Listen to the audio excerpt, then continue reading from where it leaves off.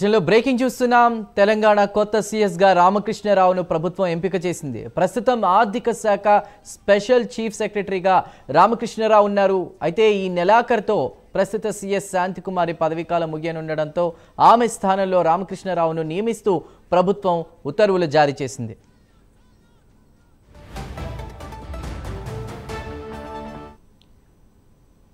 ఇదే అంశంపై మరిన్ని తాజా అప్డేట్స్ అందించడానికి మా ప్రతినిధి అజీం సిద్ధంగా ఉన్నారు. అజీం,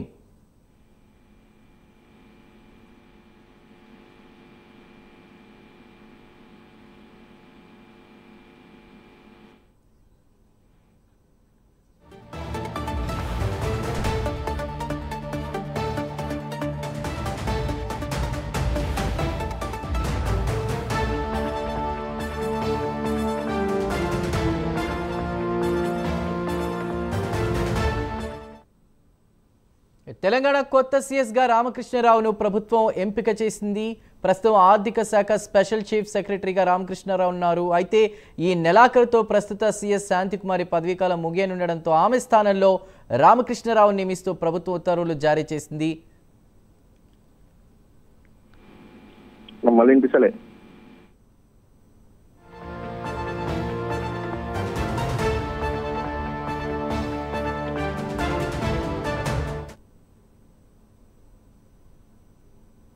సీఎస్ గా రామకృష్ణరావుని ఏదైతే ప్రభుత్వం సీఎస్ గా నియమించింది, అయితే శాంతికుమారి పదవీకాలం ఈ నెలాఖరుతో ముగియనుంది. అయితే ముగియడంతో ప్రిన్సిపల్ సెక్రటరీ, ఫైనాన్స్ ప్రిన్సిపల్ సెక్రటరీగా ఉన్నటువంటి రామకృష్ణరావుని ఏదైతే ప్రభుత్వం నూతన సీఎస్ గా నియమిస్తూ ఏదైతే ఉత్తర్వులు కూడా జారీ చేసింది. అయితే ఈ నెల 30 తారీఖు సీఎస్ శాంతికుమారి పదవీకాలం ముగుస్తుంది. దీని తర్వాత బాధ్యతలు కూడా కె రామకృష్ణరావు తీసుకుంటారు. అయితే గత 11 ఏళ్ళు అంటే తెలంగాణ రాష్ట్రం ఏర్పడిన తర్వాత 11 బడ్జెట్లకు కూడా ఫైనాన్స్ సెక్రటరీగా పనిచేసినటువంటి రామకృష్ణరావు సీనియర్ ఐఏఎస్ గా కూడా ఏదైతే పార్టీ భావించింది, సో ప్రభుత్వం భావించింది. ఈ నేపథ్యంలో రామకృష్ణరావుకు అవకాశం ఇవ్వాలని చెప్పి కూడా ఏదైతే ఆ ప్రభుత్వం భావించింది. ఈ నేపథ్యంలో రామకృష్ణరావుకు అవకాశం ఇచ్చినట్టు కూడా మాకు తెలుస్తుంది. మనం చూసాం ఓవరాల్ గా 11 బడ్జెట్లలో కూడా ఫైనాన్స్ ప్రిన్సిపల్ సెక్రటరీగా రామకృష్ణ తన బాధ్యతలు కూడా నిర్వహించారు. అయితే సీఎస్ శాంతకుమారి పదవీకాలం కూడా ముగుతుంది. 2023 కేసీఆర్ ఉన్నప్పుడు బీఆర్ఎస్ హయాంలోనే అయితే శాంతకుమారి పదవి బాధ్యతలు చేపట్టారు.